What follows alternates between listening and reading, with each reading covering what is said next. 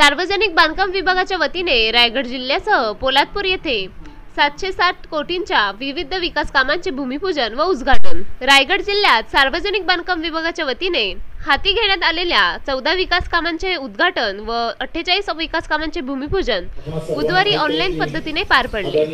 या विकास कामांसाठी 760 कोटी निधी मंजूर करण्यात आला आहे। यावेळी पंतप्रधान नरेंद्र मोदींच्या नेतृत्वात देशाचा विकास गतिमान होत आहे।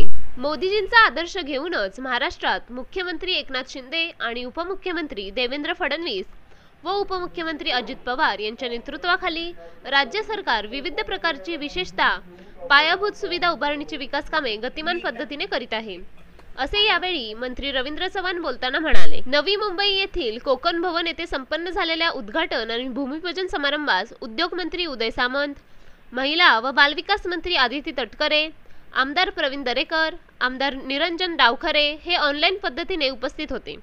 तसेच शासकीय विश्रामगृह पोलादपूर येथे व तालुक्यातील बोरज फाटा येथे ऑनलाईन पद्धतीने पोलादपूरकरांनी या सोहळ्यात सहभाग घेतला। यावेळी बोरज देवळे रस्त्यावरील सावित्री नदीवर मोठ्या पुलाचे बांधकाम करणे, कापडे पितळवाडी बोरघर कामथे रस्त्यावरील सावित्री नदीवर मोठ्या पुलाचे बांधकाम करणे,